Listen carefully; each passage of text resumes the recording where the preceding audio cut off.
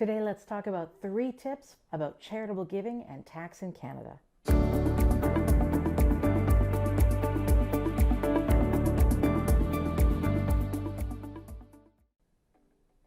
Hi, I'm Sunny Weiderman from Personal Tax Advisors, here with another tax tip for Canadians. Today, charitable giving.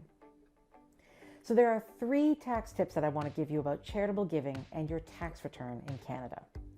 The first one is give more. What I mean by that is the first $200 of a charitable donation in Canada has a certain federal tax credit attached to it and a certain provincial tax credit attached to it.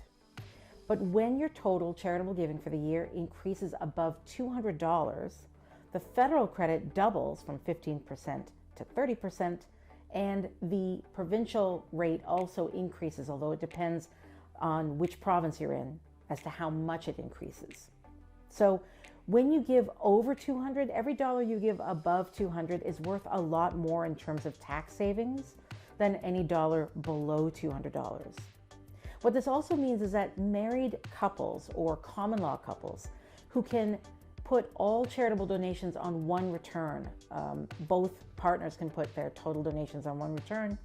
In some cases, that can be a real tax advantage in terms of if each of you has given about $200, if you put them both on a single return, that single return gets that extra credit for the additional $200 worth of donation.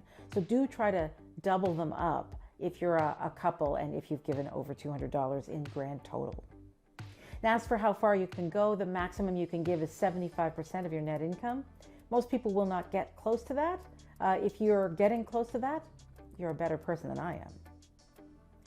Tip number 2, give Canadian. So you may have heard that charitable donations to American charitable institutions also qualify for a tax credit in Canada.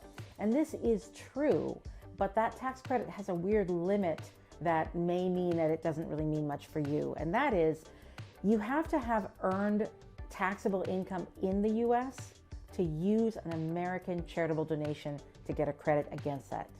So if all your income was earned in Canada and you give to a US charity, you're not actually going to get a charitable credit in Canada for that.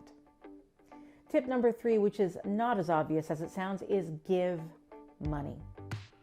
Some of you may be artists or creators of certain sorts, and you may be asked by a charitable organization to give a work of art.